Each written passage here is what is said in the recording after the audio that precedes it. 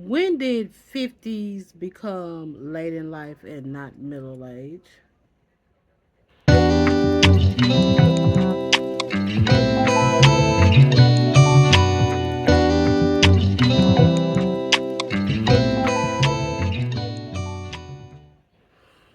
Greetings and salutations. This is your girl, Outspoken Diva, and let's talk about it, shall we? What are we talking about today? We are talking about the TV show The Later Daters. It's on Netflix. It is a dating show. It is described as the Michelle Obama produced reality show that follows singles in their 50s, 60s, and 70s as they look for love. I watched it. Did you? Let me know in the comments. But let's talk about it. Let's talk about the cast first. There's Logan, the dating coach. She meets with everyone. Nate, he's 56, divorced, likes to take selfies on first dates. He is described as a CNE Christian. That's Christmas, New Year's, and Easter. Uh, his oldest child's mother slash ex girlfriend is his best friend, and he was medically discharged by the military. So yeah. Oh, and he is very rigid about his day to day habits. Okay. Suzanne, she's 63. Oh, Nate has two children. Um, she's 63. She's a widow with two children. She was currently reading a book by Matthew McConaughey, and she likes quoting from it. And she's a stickler to old school dating rules, and she is a big Georgia fan, Georgia football fan.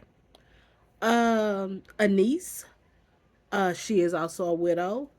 Looks very young for her age. She has three children and has several degrees, including a doctorate in ministry and theological studies.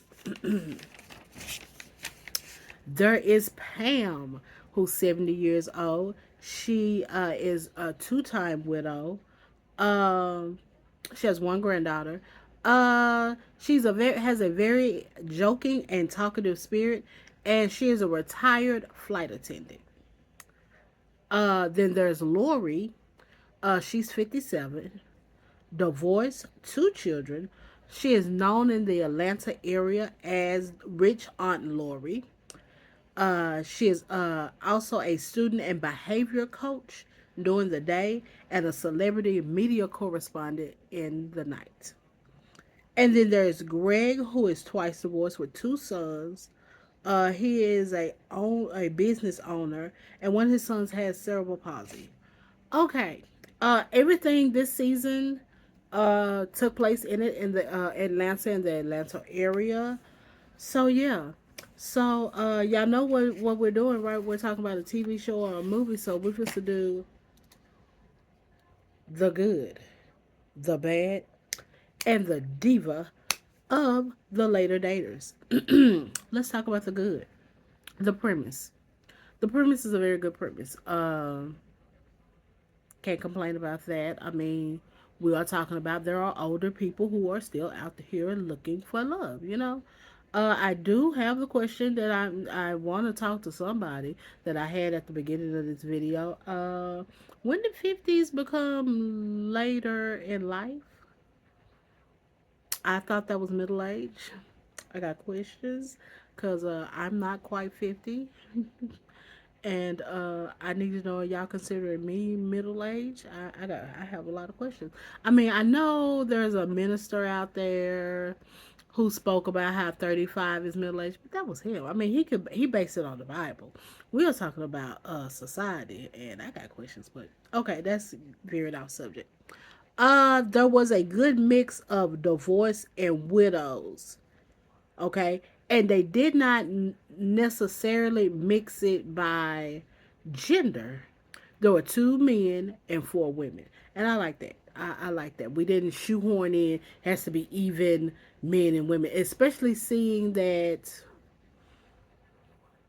everybody on the show. Oh no, all the castmates are, all of them are not dating. Dating each other. This is not like, it's not one of those type shows. Okay. The dating topics within the shows. I know of three of them that I can call off: catfishing, singles ads back in the day, and how did they learn about the birds and bees. I like that we didn't just focus on the day to day of them trying to find love. We talked about some mindsets and some thought processes of certain topics. They were quick, but I like those. I did like those. The support systems of the children and the best friend. They were great. Those were very good people to have, because they know them, or knew them better than just the Logan, the dating coach. Okay, they became a very good asset, and I think they were a very good asset to, not just to us, the viewers of the show, but of course Logan. Okay, the advice and quotes. Well, one quote from Logan. The advice she gave was very good on many levels. Um, on the dating process, but she had one when it came to one castmate. But I think this goes home to a lot of us, a lot of people, especially people that are in the dating process. Do you want to be home, or do you want to be at the airport? How cozy and comfy are you to other people when you're dating, especially when they first meet you? Do you come off as a lot, or do you come off as not enough? So, what are you? Okay? So, that was good. I like that. I quoted that on, what's that? Blue Sky and Instagram. I probably gonna need to put it on Facebook one day. So, yeah. Like that. Do you want to be home, or do you want to be in an airport? That's good. All right, let's talk about the bad.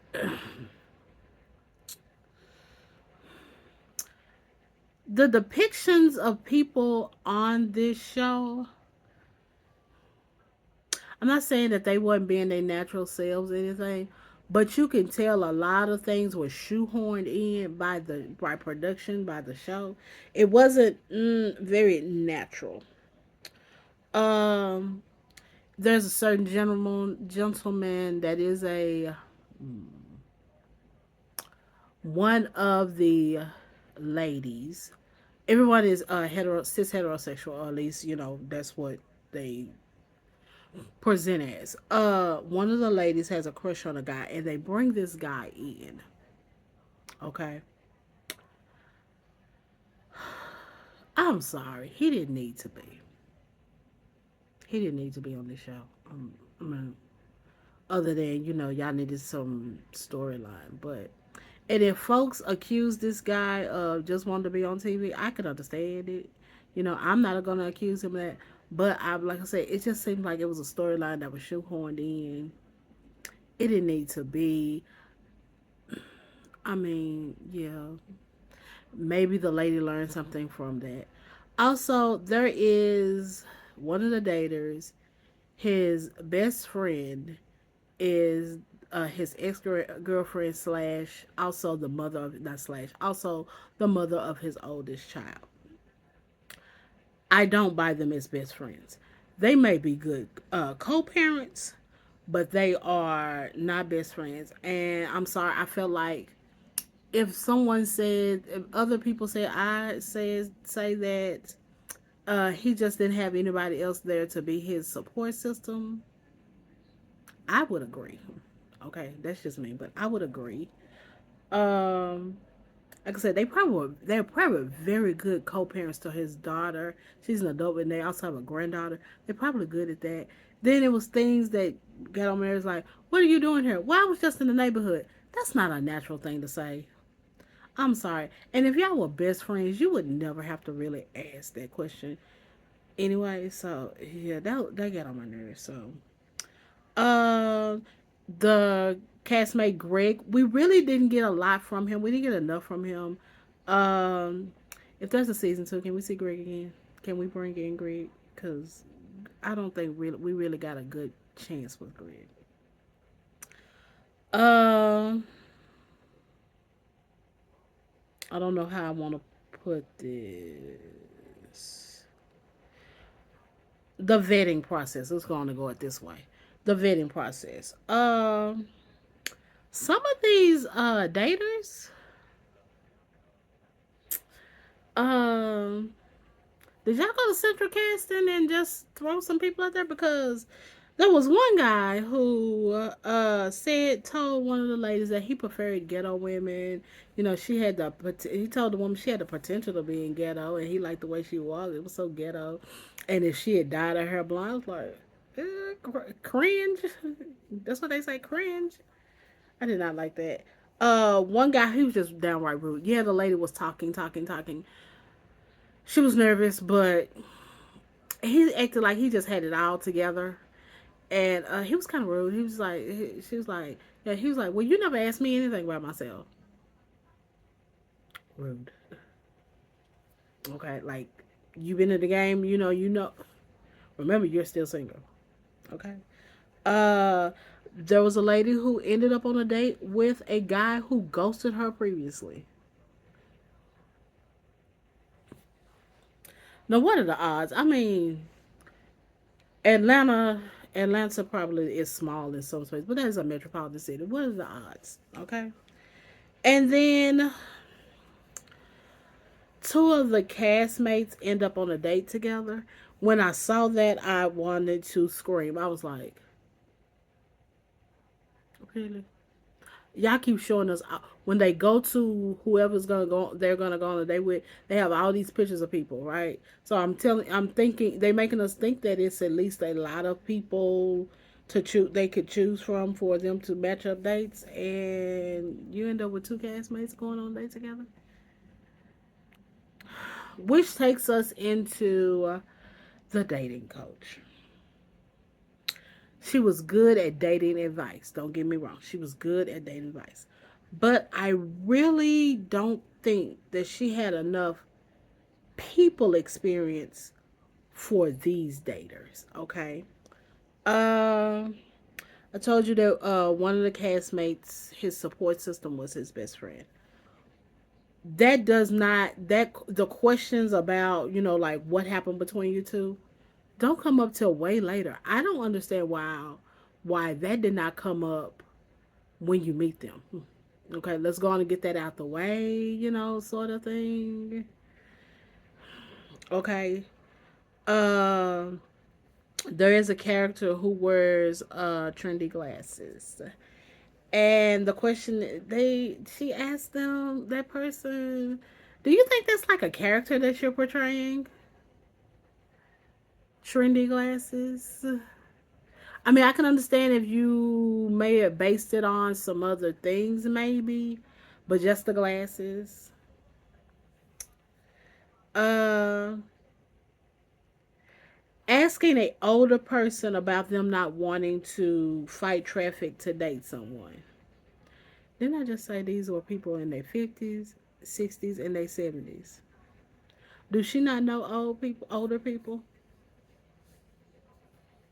I know a lady that's in her 50s now. She's a married lady. Uh, it's holiday season, and she's not going to jump on the freeway. From one, she's going to take the back way in to get home. Okay? I know some 40-year-olds that do that. Sometimes traffic is just not the heck, just not that, you know, okay? I mean, it might be a little rigid, but we are talking about older people. You know, you gotta, I mean, we can understand being too rigid, but then there are some things that just kind of make sense, okay? Uh, and then there comes a point where one of the daters, she was like, I think it's gonna be hard for you to find someone. So she gives the older dater's family member some pictures to look at for the family member to find them a date. And just looking at the pictures, the family member finds them a better, I'll just say a better date than she had been finding for this person.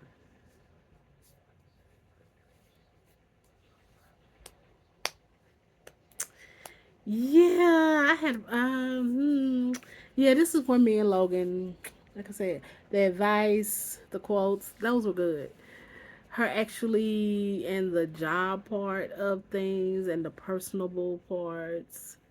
Yeah. Mm. All right, so let's talk about the diva. Hold on one moment. Shout out to Miss Lori and her glasses. I'm so sick of us having to play respectability politics about people in eyewear, especially seeing that um quirky eyewear is on trend right now. And with her being a older lady, well, not older. To me, she would be probably like my older sister, youngest aunt type person. So she's not really like an older lady, but you know, some of us had to play the respectability politics about certain things. What certain folks did. That was why I had to wear regular looking glasses. My first pair of glasses I actually wanted were blue plastic, and I was told no, you can't do that. You have to. Shout out to Miss Lori for showing up as yourself, okay, and wearing the big pretty glasses. I loved it. I don't care what Lori said. I mean, what Logan says. I don't think your glasses were making you represent like a character. I'm sorry, cause guess what? I like these. I wear these. There's a video somewhere that these are on my face. Y'all have seen some of my different glasses. Some of them are prescription. Some of them are readers. Some of them are blue lights. Whatever. Okay, shout out to Lori for being authentically you. Okay, with how you wanted to look and all of those type. Now there's other things about Lori that I'll be like, girl, but the look, the trend, okay, the style. Thank you.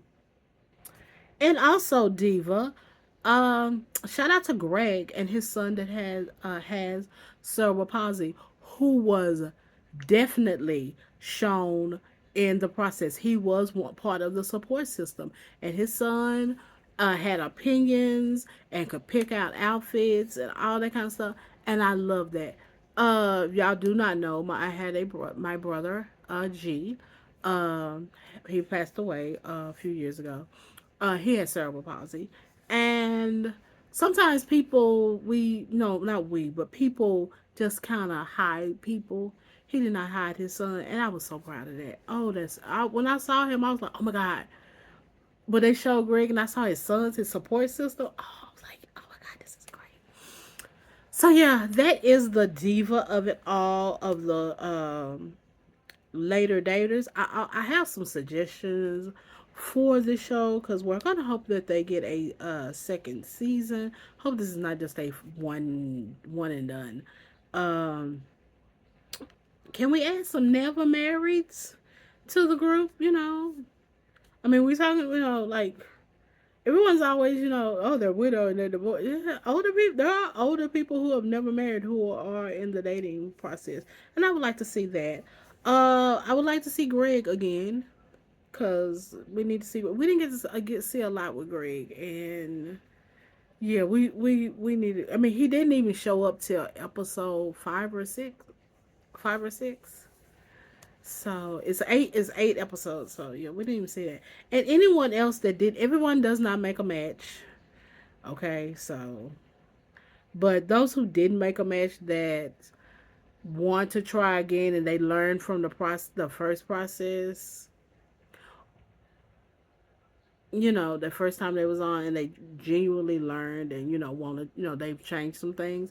I want to bring them back on, and we need to have like one more season in Atlanta. Then maybe we'll branch out, kind of like how Ready to Love did. They had like 2 seasons in each city, which they started in Atlanta also. So yeah, yeah, that is it with my review, The Good, the Bad, and the Diva of Later Daters on Netflix. Did you watch this show? Did you enjoy it? How did you feel about it? What is your opinion? Leave them down below in the comment section of this video on the social media site that you see this on, except Facebook. Facebook, you leave them down below on this video, or you can shoot me an email because I don't think they came out the way I thought. Shoot me an email at the email address uh, in the description box. Okay. Other than that, love everybody. Right? Look for love, be love, want love. Okay. Always love. All right. And as always, talking to you in adult terms.